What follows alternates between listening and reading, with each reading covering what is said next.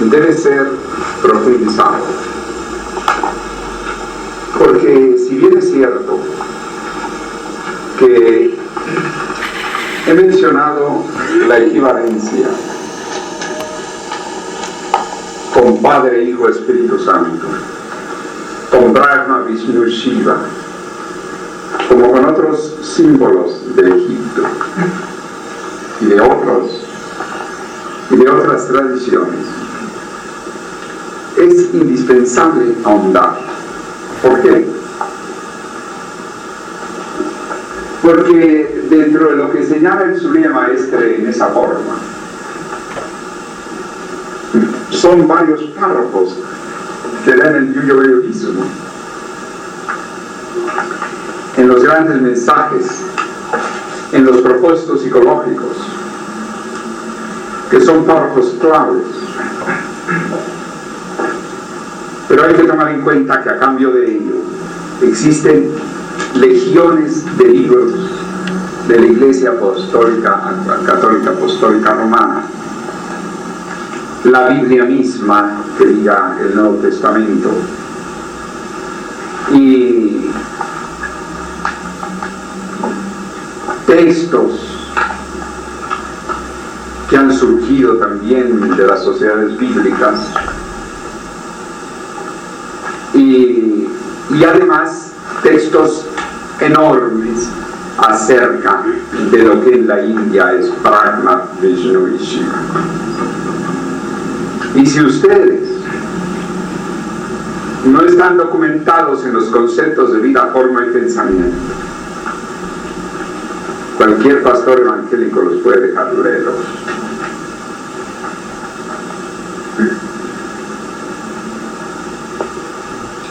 O sea, el Espíritu Santo propiamente no era mencionado en el Antiguo Testamento, sino en muy pocas partes. Donde llegó a expresarse plenamente fue en la era de Piscis, para dar a entender el don de sabiduría. Y propiamente el mensaje, es decir, ustedes observan, y les he dado el dato de Mateo 12:32. Mateo capítulo 12, el 12 tiene que ver con el 12º arcano, tiene que ver con la L, el Lamed, los misterios, la L, la única letra que el hombre realmente ha creado, porque todas las demás letras han sido de sonidos de animales. O sea, la letra más auténticamente humana es la L. Y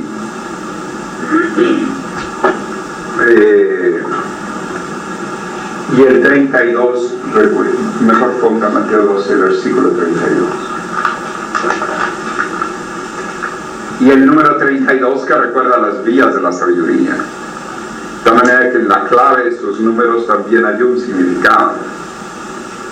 Y es donde dice que el que hablare contra el Hijo del Hombre será perdonado, mas el que hablare contra el Espíritu Santo no será perdonado ni a este siglo ni en el venidero. De tal manera que hay una afirmación tremenda de la tercera persona de la divinidad, que coincide con lo que decía el Surya Maestre: no miren mi dedo, sino el camino que señalo. Es decir, no nada más la forma, sino el mensaje. No quisiera que por causa del personaje se olvidara el mensaje. Yo creo que eso ustedes lo han visto ya en alguna parte de lo que él escribía. Entonces coincide con dirigir la atención del ser a la tercera persona de la divinidad. Pero hay que tomar en cuenta que la presencia del Surya Maestre a los 33 años en su forma crística era sencillamente deslumbrante. Quienes lo trataron en esa época, un impacto, como aquella hermanita que vivía a la vuelta de la casa C y que y nos platicaba que ella, una viejecita, la que me lleva a veces las frutitas, nos platicaba de que su niñita la llamó, que estaba ahí junto a la puerta y ella para salir. Mamá, el Sagrado Corazón de Jesús. Entonces ella creía que iba a pasar una procesión con la estatua del Sagrado Corazón de Jesús, y entonces asomó, abrió la puerta y vio el Sublime Maestre, ¿no? Y naturalmente esa imagen no se le olvida, en fin. De tal manera que yo encuentro muy lógico que quienes lo hayan conocido hayan quedado con un impacto de la forma. Si quedaron los que lo conocieron de Casimir francés, ya sin sus atributos de la forma, sino como hombre de ciencia y escritor. Si quedaron impactados los que lo vieron como San Yacine en el periodo de transición entre su misión pública y su retiro cuando fue a la India, y que una muchacha le dijo: para mí tú eres Krishna, mi Señor en persona, le enseñas. Ella quería que le enseñara las cosas que Krishna enseñaba en la época de Arias. Entonces le dijo: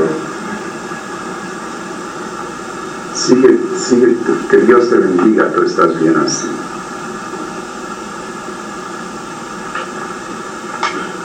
Entonces, además, la forma es la que nos recuerda a los avatares, nos hace pensar en el Cristo Jesús, nos hace pensar en el Buda, nos hace pensar en Krishna, nos hace pensar en los grandes maestros de la humanidad. Es lógico que todavía con la característica de la era anterior en el ambiente haya una mayoría que toma en cuenta fundamentalmente determinadas circunstancias que vivió el Sublime Maestre en sus 33 años. Yo vi que el Sublime Maestre hacía esto, yo vi que hacía el otro, yo vi que hacía aquello, yo vi al Sublime Maestre hacer tal cosa. Eso está perfecto. Nadie discute lo que haya visto el Sublime Maestre en sus 33 años.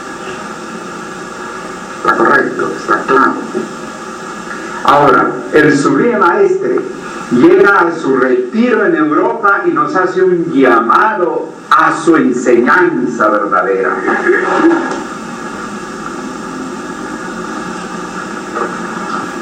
Y se presenta como hombre de ciencia y escritor, y reajusta la gran fraternidad universal, que entonces se preocupaba fundamentalmente de un criterio mesiánico basado mucho en la era anterior. Y entonces comienza a hacer el llamado en sus propósitos teológicos, en sus circulares, en las 3000 cartas que mandó a la hermandad, de las cuales 600 me dirigían.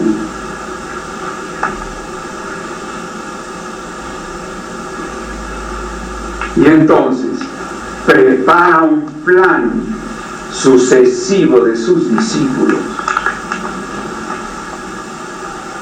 de manera de que uno tenía que atender los asos, otro tenía que atender los templos, y otro tenía que atender el pensamiento de su vida, el pensamiento en relación con fundamentalmente aspectos de la nueva era, para que se impregnaran todos de todo.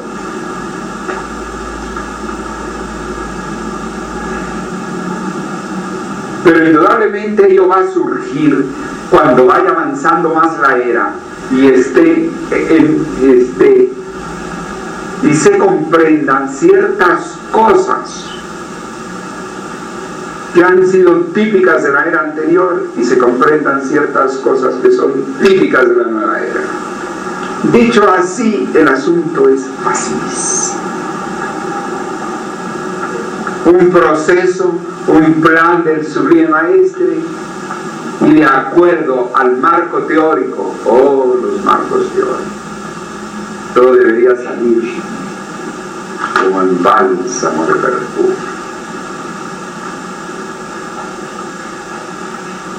Pero en lugar de eso,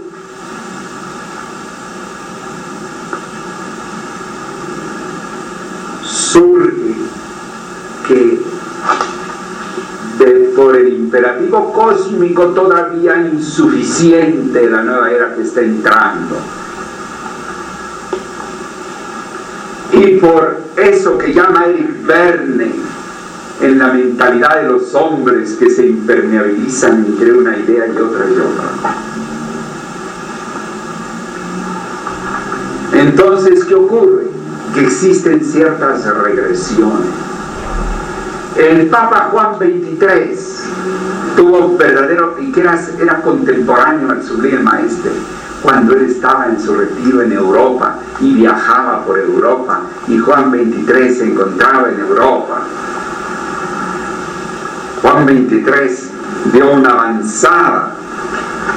Inclusive se habla de que el paso del geomagnetismo del Tíbet pasó por Europa, por los Alpes, y luego vino a América. Es decir, no fue un cambio así, sino que fue así. Entonces, en esa etapa de Juan XXIII pensó en lo ecuménico. Juan XXIII por poco le dice a los sacerdotes que se casen. En fin, Juan XXIII con un criterio mucho más, es decir, en relación con un edificio de Piscis como es el cristianismo, avanzó mucho. En cambio, ahora el Papa, no, eso no le cabe. No le cabe, porque no le cabe que haya una teología de la liberación, no le cabe que haya determinados movimientos entre la Iglesia Católica Apostólica Romana. En fin, quiere regresar a ciertas cosas muy típicas de la era. Le parece que el edificio se desquebraja. Entonces, ¿me comprenden ustedes? ¿Está claro eso para ustedes?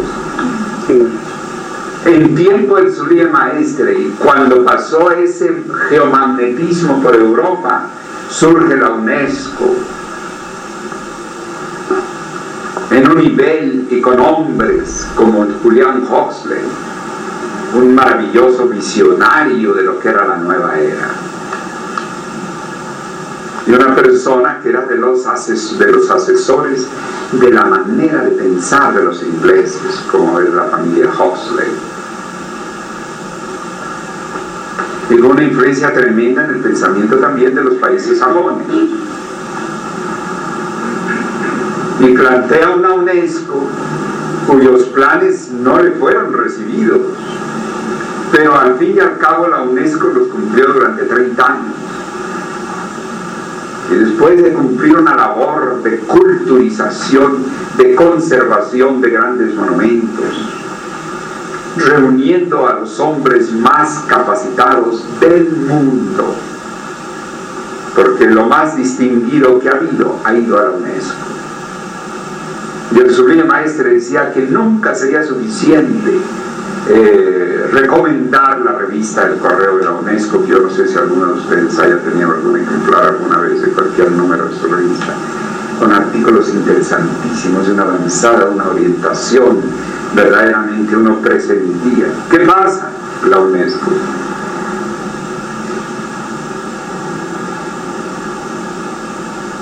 La UNESCO, por motivo de que fue creada para que hubiera estrictamente la labor cultural, entonces actualmente ya no les importa mucho a los países, a muchos países. Claro que hubo la circunstancia de que actualmente la mayoría de países que están en la UNESCO son del tercer mundo y son de África. Todos los africanos ya tienen ahí por votación de mayoría como director un africano desde hace ya muchos años. Y entonces los africanos no les parecía bien que al África llegaran las noticias de que la princesa de Mónaco se había casado con el conde tal y que habían tomado un automóvil y que se habían ido a la Riviera y que en eso se encontraron allí a tal artista y que organizaron allí una velada y que eso ocupaba los periódicos de Europa y llegaban esas noticias al África y comenzaron las personas de África en la UNESCO a decir: ¿y para qué quiere saber el mundo africano que la princesa de Mónaco tal cosa y tal otra? En fin, comenzó cierta cosa así y entonces a la UNESCO le hicieron votar en contra de eso. Entonces protestaron otros países porque decían que toda la UNESCO estaba en contra de la libertad de prensa. Bueno, ahí la metieron en esas cosas que en el fondo tenía un fondo político. Introducen a la UNESCO un fondo político que no tenía en su origen. Y ahora la UNESCO a la deriva. Entonces hay muchas cosas que comenzaron en Europa y que como que decaen, como que va en decadencia. ¿Ya? Entonces todo un fenómeno mundial. Entonces, claro, la parte de pensamiento, Espíritu Santo, Shiva, etcétera, etcétera, que corresponde a esta parte. No todo el mundo está bien dispuesto en la nueva era. Hay quienes, por ejemplo, dentro de la GFU dicen que la investigación para qué. Aun cuando el Sublime Maestro lo menciona 711 veces en 4000 páginas. ¿Qué investigación para qué? Cuando el Sublime Maestre hasta en el INRI pone la investigación. ¿Se dan cuenta? ¿Por qué? Porque quisieran una iluminación así, infusa, ¡pum!, que se prendiera un poquito. Está muy bien que existe en el ser humano un segundo en su vida en que se produce una primera iluminación. Pero para llegar a ese segundo, tiene que haber la observación, tiene que haber la penetración, la percepción de las cosas, y que tengan su base, como cuando el Sublime Maestre indica de la intuición. Hay una parte en donde habla de verso. ¿Quiere escribir verso?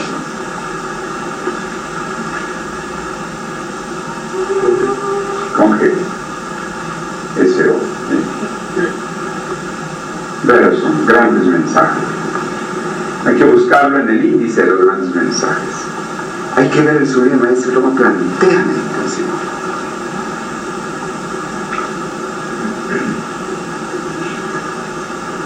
Y cómo señala que es un coronamiento del pensamiento intelectivo, racional, etc. Porque viene a ser como por un entrenamiento de la mente. La meditación, ustedes han observado lo que dice el Sublime en la meditación en el yogaísmo, que necesita conocerse las leyes de la física y de la biología. Para la meditación. Eso no les gusta mucho porque quieren mejor poner la mente en blanco. ¿Dónde dice el Sublime Maestro que hay que poner la mente en blanco? Que me digan una parte donde dice el Sublime Maestro que hay que poner la mente en blanco. ¿Por qué? Porque hay una serie de corrientes, desde el Hare Krishna, el Maharishi, no sé qué, y todo ello, que vienen de una época que ya no es y que traen la adaptación que en la India hubo durante la era egipcia,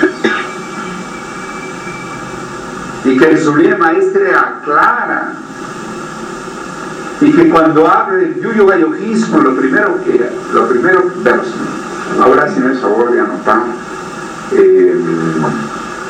meditación, o sea, ver la dharana, meditación, ver dharana y dhyana,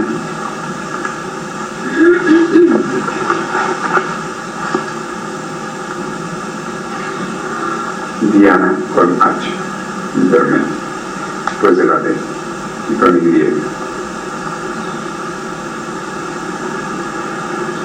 Dhyana en la introducción del New Yoga.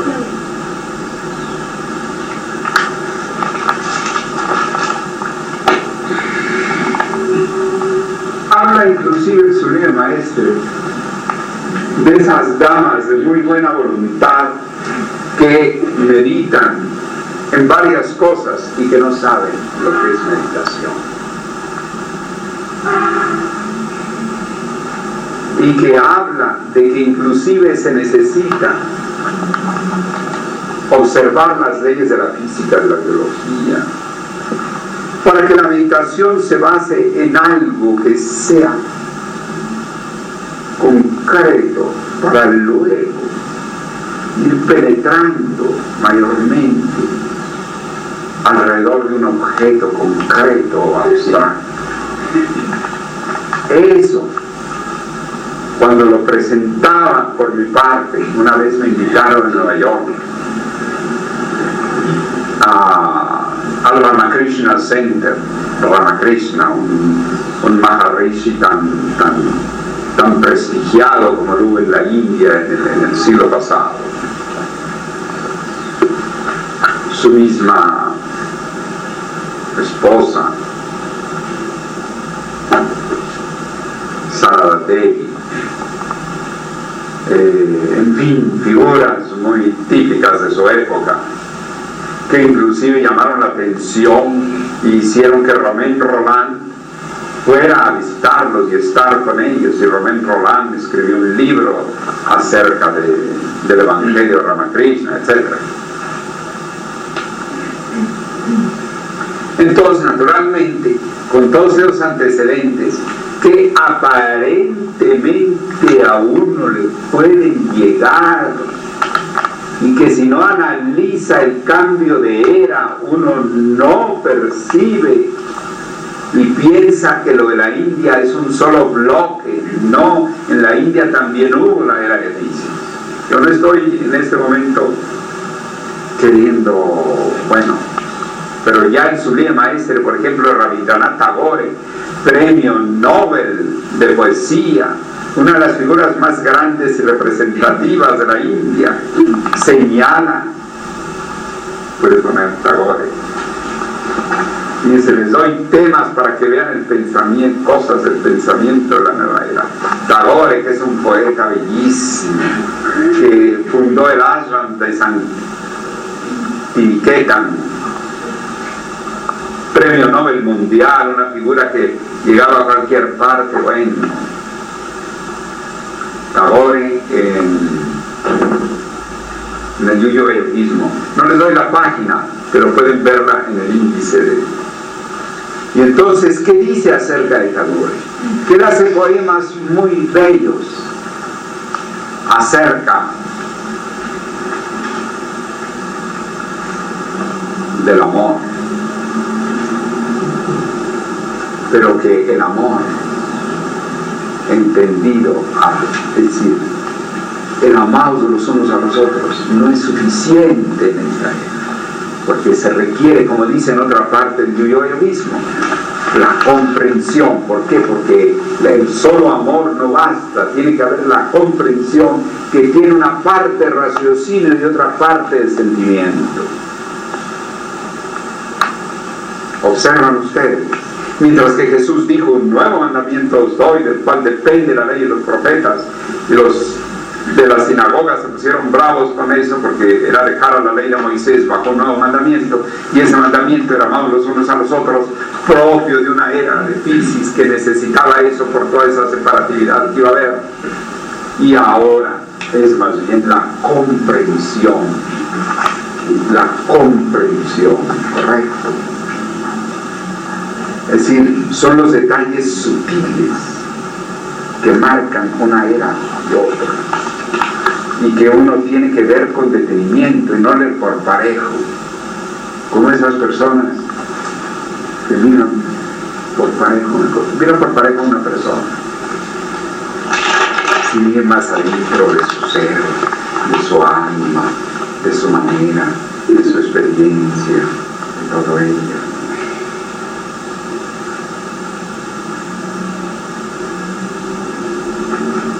Como esos chiquillos, ¿no? De los primeros años de secundaria, muchachas, no, la profesora tal, a mí no me gusta, yo nomás la esa profesora me pone un apodo, qué barbaridad. ¿Qué saben de la profesora? Es una falta de madurez de espíritu, una actitud muy de la niñez y muy adolescente. ¿Qué saben de lo que saben? ¿Qué saben de lo que vive? ¿Qué saben de lo que es? No saben nada.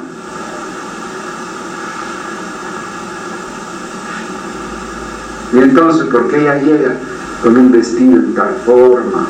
O porque pone un poquito de cara de palo, o por cualquier cosa. Ya, qué chocante.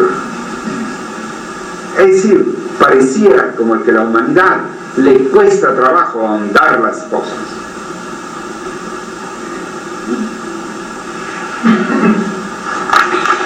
Entonces,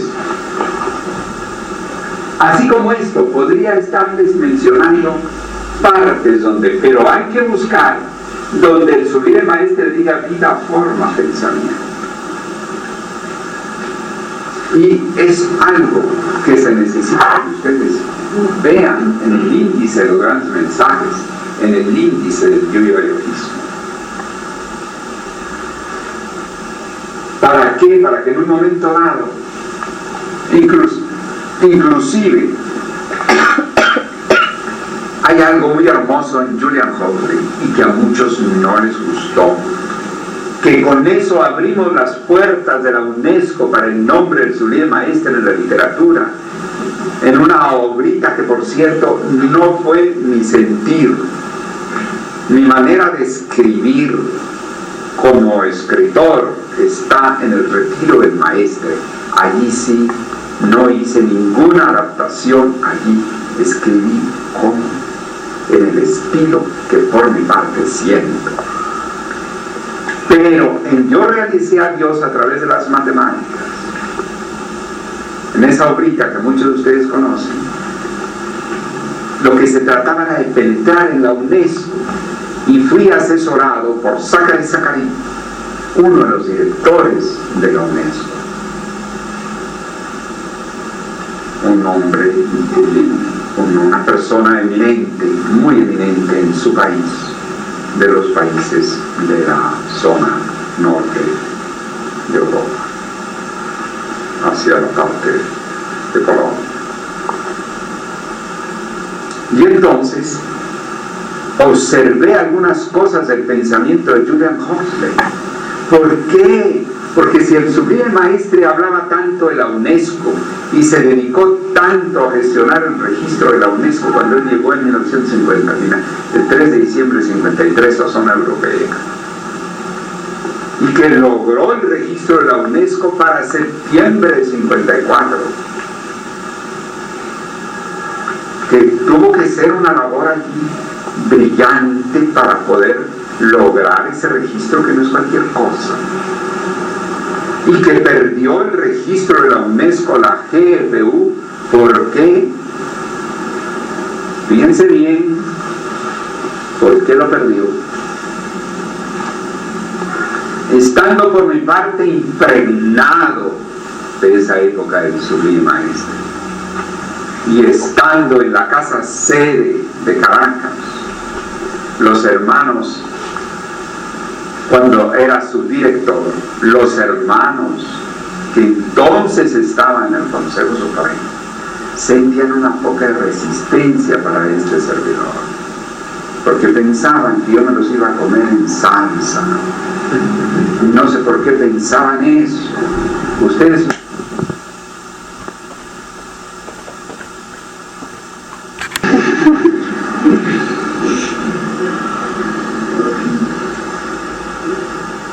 Pero entonces se forma alrededor de un tabú.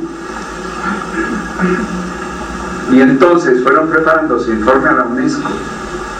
Y una vez me encontré a una secretaria con el legajo de la UNESCO bajando la escalera. ¿Y qué ella me vio? No sabía qué hacer, se me pasaba total. Yo vi claramente que ella me estaba escondiendo algo, ¿no? Y entonces yo me dirigí a ella y ella se quedó como paralizada. Le dije, ¿qué traes ahí? Era un legado. Entonces yo abrí el informe para la UNESCO. Le digo, ¿por qué no me lo muestra? Pues no sé, díganme usted. Entonces estaba el secretario general del Consejo Supremo, el hermano Latasa. Dígale, hermano Latasa. Bueno, entonces yo dije, informe seguramente me lo van a presentar. Pues me parece.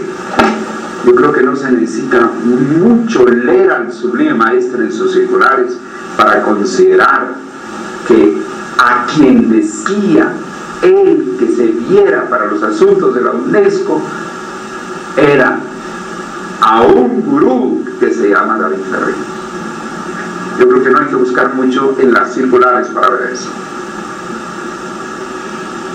De tal manera que yo creí, a la siguiente vez que vi a aquel hermano Latasa, que después ya ni estuvo en la institución.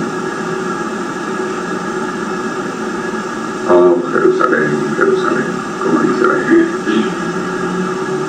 Hablé con él, le dije, hermano, espero que me presenten el informe para la UNESCO, para revisar, para ver qué sugerencias doy. El Sublime Maestre me encarga eso. Oh, sí. Lo están elaborando los hermanos, lo están elaborando, ni que elaborando. Dejaron pasar el tiempo a que yo tuviera que salir a ver los problemas del primer Kumbh Mela, que tenía que viajar, que tuve que venir a Perú, a todo ello. Y entonces mandaron un informe.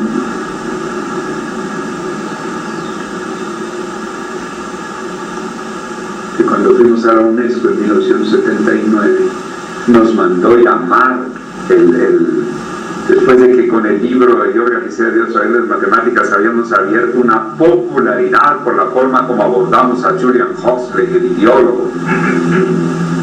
Nos mandó llamar a decir, bueno, en 1974 llegó este informe de la Gran Fraternidad Universal. Este informe no coincide con lo que la UNESCO recomienda, tal. No tiene, por lo tanto, la Gran Fraternidad Universal ya no tiene el registro. Ustedes no deben usar tal cosa. Después de que estábamos tan felices en la UNESCO que duramos un mes ahí hasta comiendo, lo único que faltaba era que lleváramos el cáter. ¿Ustedes saben lo que es el cáter?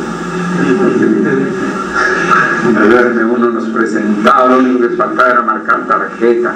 Comíamos con todos, era una cosa, porque una hermana había distribuido, yo realicé a través de las matemáticas, a todos los funcionarios de habla hispana y a los que conocían español.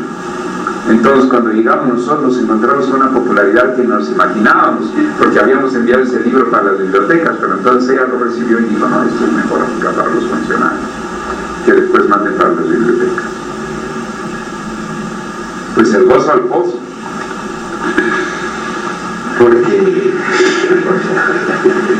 porque ya en los últimos días ese chubasco que nos llegó, qué barbaridad.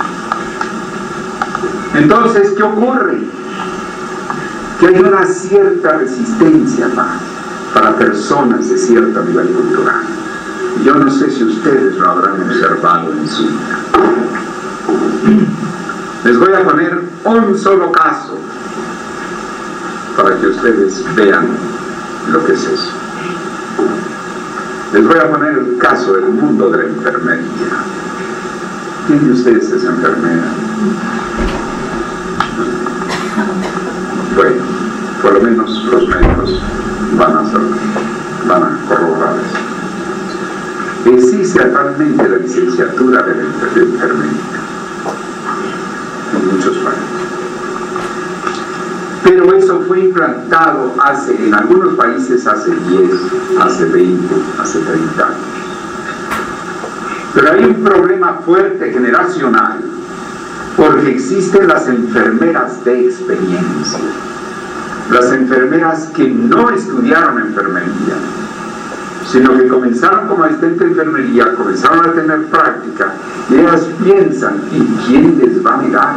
Y entre ellas hay personas muy inteligentes y que son, como decía Rosalía Quintero, los ángeles blancos, que muchas veces son los que ayudan a los doctores mucho más, que ayudan muchas veces a los médicos, que muchas veces los sacan de sus fallas, que muchas veces los orientan, que orientan a los enfermos, que son ángeles del hospital, algunas de ellas.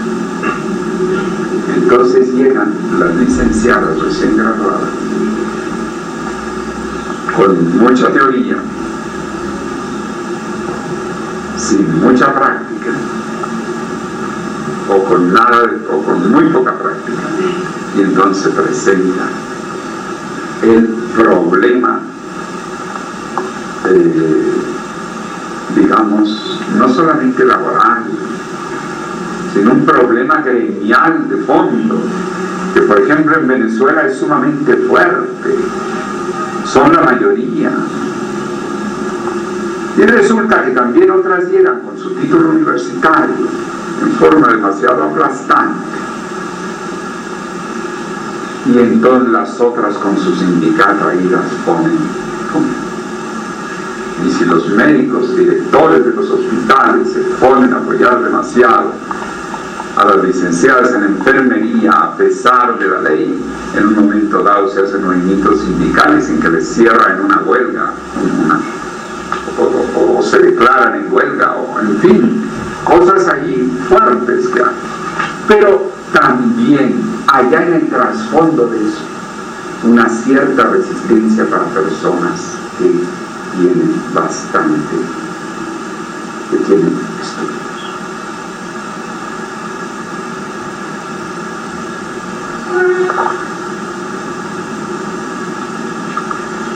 Entonces, ¿qué ocurre?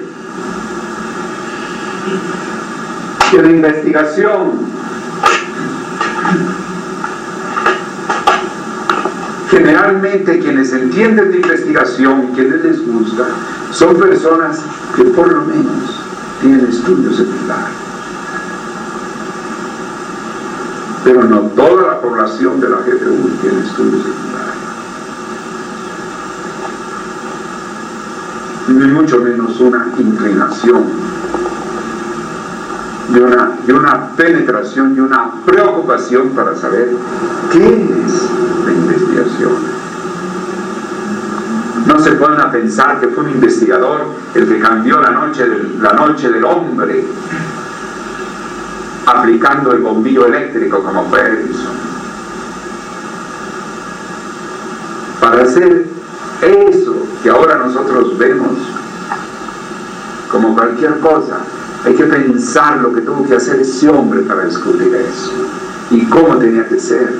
Era un ingeniero, igual que los ingenieros de su tiempo. Y en aquellos días estaban preocupados ellos del ferrocarril, cosas así, no había ingenieros eléctricos, mucho menos. Entonces era un investigador el que cambió, y cambió completamente la vida humana.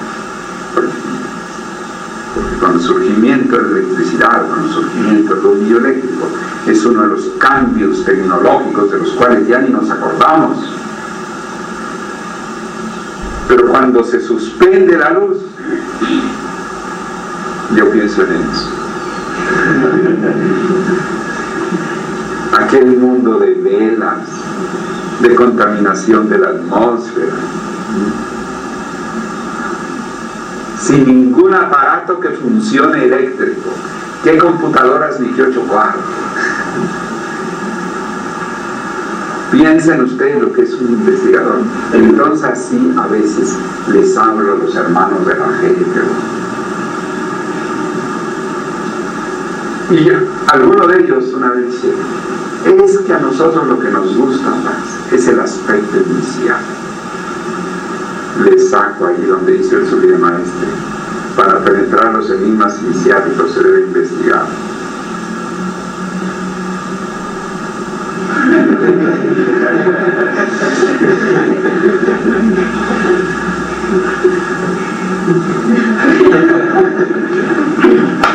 Y está el grupo feliz con sus cosas.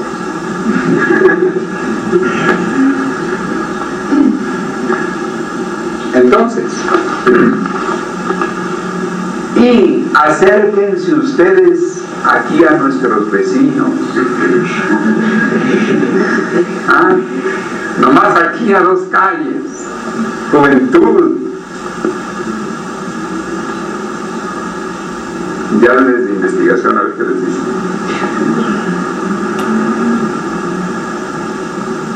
No tienen que caminar mucho, nada más unos 50 metros aquí, para que vean ustedes lo que es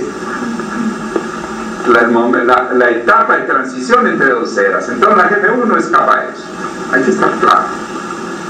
Pero ustedes necesitan prepararse en el pensamiento del sublime maestro para irle ayudando a esas personas. No aquí, que afortunadamente yo pienso que el ambiente aquí en Arequipa es otra cosa. A veces pienso que estamos en otro planeta. Ustedes saben que ayer recibimos por mi parte recibí una sorpresa, y creo que la recibieron nuestros compañeros que me acompañaban, como es Luis Alberto, como es Carlos Guajardo. ¿Quién más iba con nosotros? Esteban Amaro. Los 4 íbamos. Entonces resulta que yo recibí un impacto muy fuerte, les diré, porque yo tengo otra imagen de Arequipa. Bueno, yo la tengo Arequipa por acá, ¿verdad? Por lo menos por aquí. Y me encuentro con que los comerciantes de las computadoras queriendo engañar a uno, o creyendo que uno es un tapado. Y entonces salí con el presidente. Bueno, se dio cuenta el hermano Carlos que yo no tenía que hablar, sino decirle unas pocas cosas, y ya tenían que ir a buscar al técnico, y el técnico también por allí, sin saber explicarle. Pero ¿cómo va a ser posible que el mundo de la computación? ¿Cómo va a ser posible? ¿Quiénes van a asesorar? ¿Quiénes se van a hacer cargo del hardware? De mi mente se quitó salir de Arequipa pronto. Yo dije, yo no salgo de Arequipa hasta que yo no vea claro con respecto a eso. Después fuimos aquí y allá, inclusive con personas muy honestas, que también encontramos una persona muy honesta que tiene relación con Luis Alberto.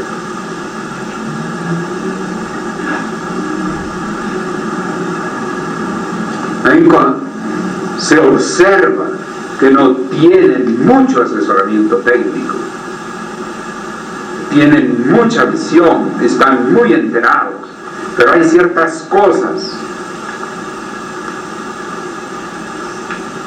que una persona que tiene contacto con personas de alto nivel en hardware, y que está uno metido en eso, oyendo a los que saben, preguntando, viviendo la computación, de muy buena voluntad, ofreciendo determinada cosa que no era la adecuada, etc. Yo me sentía desolado. Yo llamé a Marco Araujo. Juanita le dijo a Marco Araujo que hiciera lo posible por venir acá. En fin, estábamos, yo por mi parte estaba con una asombro. ¿Cómo es posible? No me cabe en la cabeza. ¿Qué pasa? Que ayer nos dimos cuenta que sí existe en Arequipa a ese nivel, al cual formé parte. Disculpen ustedes, estoy en ese nivel trabajando. No porque yo sepa lo que ellos, pero por lo menos su asesoramiento, tratando diariamente una persona así. El ingeniero que dirige el centro de cómputo de la universidad. Otra cosa completamente distinta, inclusive está diseñando computadoras que va a haber dentro, creo que para marzo a un precio mucho más bajo de lo que se consiguen otras, y que inmediatamente se ve, es decir, uno se da cuenta en poquito tiempo cuando una persona sabe algo.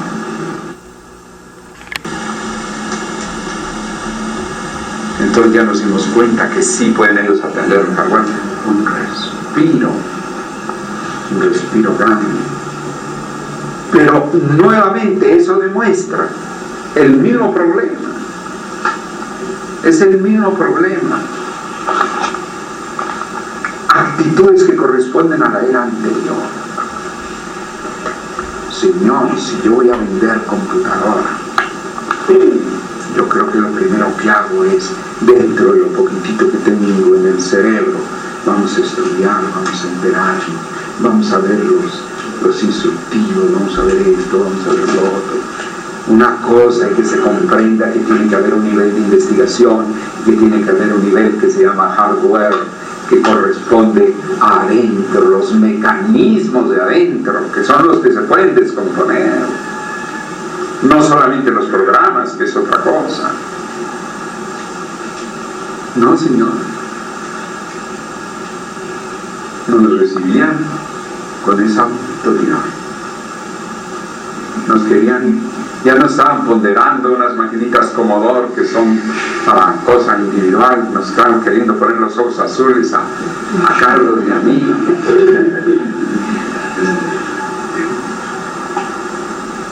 Entonces se fijan que también existe eso en otros medios. Y se dan, a la persona la pueden hacer gastar allá miles de indies. ¿Qué les importa? O tal vez ellos un poco de buena fe, pero que no se procuran detener. Inclusive yo me permití el día de ayer a una persona que yo le he tomado aprecio, decirle que usara un módem telefónico 2400 para su oficina, porque veía yo que ese teléfono no paraba, y que usara el 2400. ¿Me comprenden ustedes? ¿Pero por qué? Ahora que conocí al doctor Tamayo, al ingeniero Tamayo, estudió en el mismo país y los años, etcétera, donde ha estudiado Mar Parado. Es decir, son personas de un nivel en el cual pueden encabezar lo que sea. A eso venía acostumbrado. Entonces, ¿qué comprueba? Que Arequipa sí tiene los niveles en las cosas. Y yo, francamente, yo llegué muy directo, y él fue también muy directo conmigo. Yo le dije que en Arequipa lo que encontraba yo hacer, ¿verdad? Entonces, yo creo que arequipeño y todo, comenzó a decirme lo que estaba haciendo en Arequipa, y dice, porque Arequipa es Arequipa. Yo le iba a decir, yo digo lo mismo.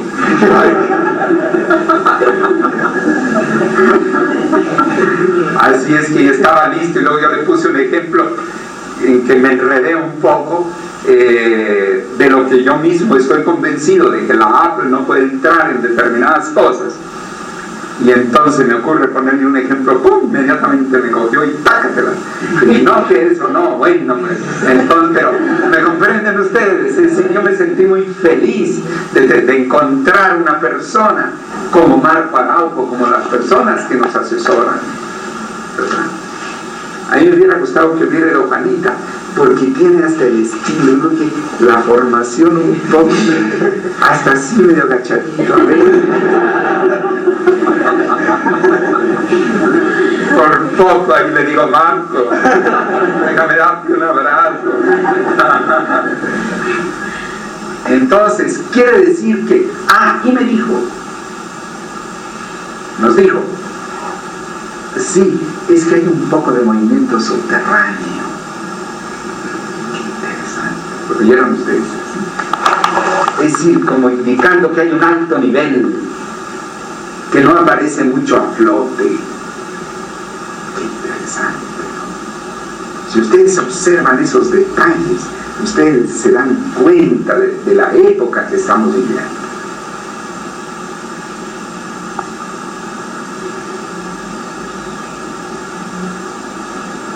Y me dijo él lo que yo les digo a ustedes: Arequipa es Arequipa. Es que yo salí feliz, claro que él me lo dijo así, como diciendo, usted que está creyendo que Arequipa...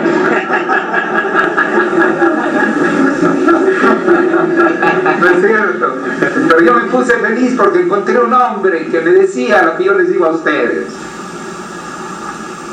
Claro que yo llegué ahí protestando de Arequipa, ¿no? Pero entonces yo entender, pero dijo de lo comercial, inmediatamente reprobó lo que habíamos observado. Entonces, son fenómenos de la nueva era. No tenemos que decepcionarnos de nada. Es el proceso. Pero hay que entender el proceso de las cosas. Hay que entender que también la GFU vive su proceso. Y hay que comprender que ustedes también como personas viven un proceso.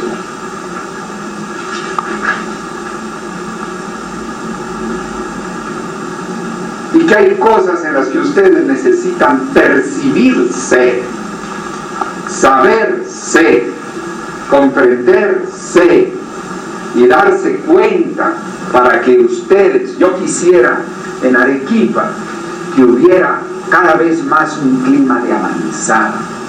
Decir, bueno, en el mundo hay una Arequipa, ya está. Y lo demuestran, porque eso no lo están haciendo en todas partes, lo que están haciendo ya en computación. No lo están haciendo, no vayan ustedes a creer que en muchos países se está haciendo eso. Es una avanzada.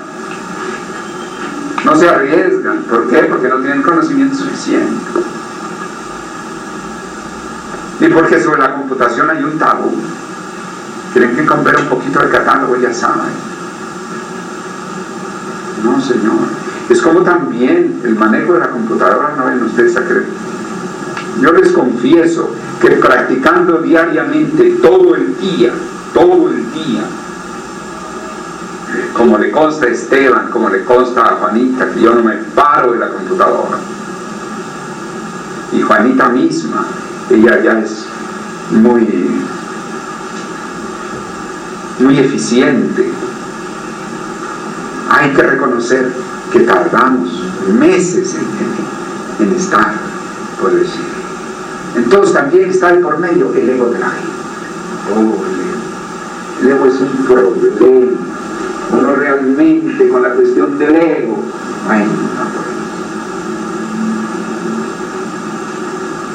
se acaba de quejar el dueño de una parte que estuvimos, de su secretaria, porque nada más tenía 3 meses, y el mismo Carlos había visto que ella se estaba equivocando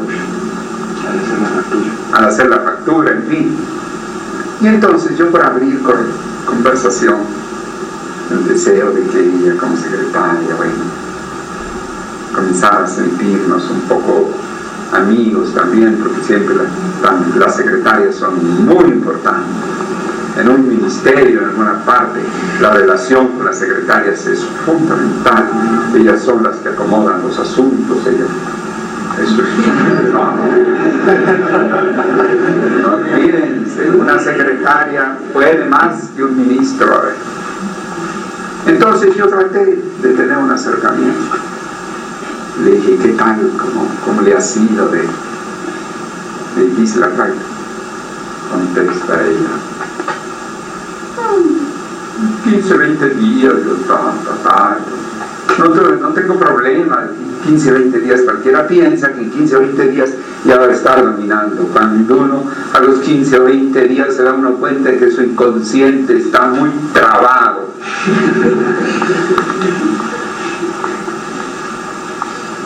Uno tiene que pasar bastante tiempo, uno tiene que pasar meses para saber que una teclita está junto a la teclita que nada más debe uno tocar así, y junto a la que tiene uno que dejar el dedo puesto. Y entonces fácilmente con la mano izquierda uno pisa la una por la otra, creyendo que va a pisar la que debe durar mucho, pisa la otra, y se le mueve uno toda la pantalla. O viceversa, cree uno que va a tocar la que va el golpecito pequeño y toca a la otra, entonces no le funciona. Quiere uno hacer un comando y le sale en la pantalla y una letra que no ha pedido. ¿Me comprenden ustedes? Entonces hay que estar previendo las combinaciones. La computación es un instrumento de concentración para uno. Y ya la persona que se ha adiestrado en ello, uno siente que ha mejorado su proceso mental. Entonces, ¿qué quiere decir? Que la electrónica va a tener que ver, como dice el Zulía Maestre, el mundo espiritual corresponde a la electrónica. Claro que al principio, cuando el hombre inicia sus avances tecnológicos, parece que al principio los usa para la destrucción. Qué interesante, ¿verdad? Dramático, pero interesante.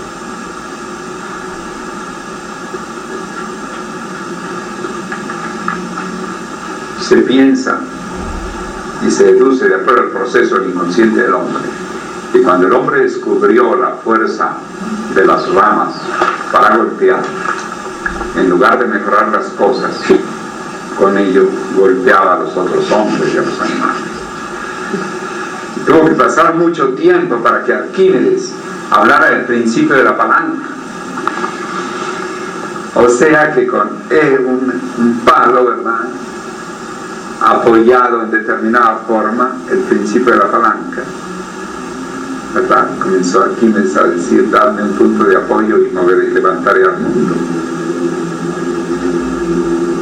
Pero entre Arquímedes y los primeros hombres primitivos que cogieron el mismo palo que Arquímedes, ¡pum! Interesante, ¿verdad? Proceso.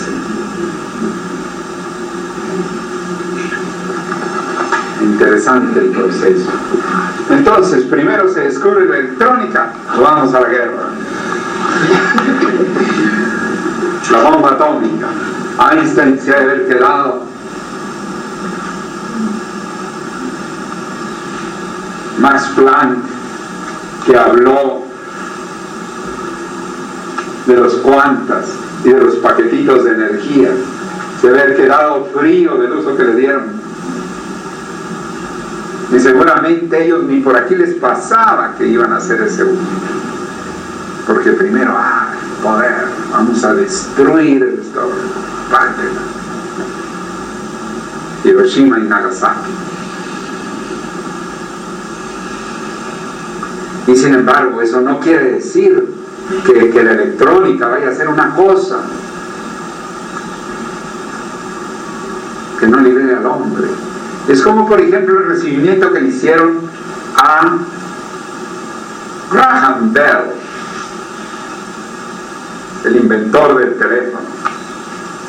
Llegó a un pueblecito donde tenía unos parientes en los Estados Unidos, y lo primero que les dijo fue: él estaba en esos días descubriendo, inventando el teléfono, y llegó con sus parientes al pueblito a visitarlos. Y claro, llevó ahí su paquetito de lo que él estaba descubriendo, ahí muy emocionado, a sus primos, a sus estos, a sus otros. Y los otros invitaron a los compadres, a los amigos, en fin. Llega uno de la gente del pueblo a ver. Y entonces él les dijo: miren ustedes, colóquese uno allá, otro acá. Y comenzaron a hablar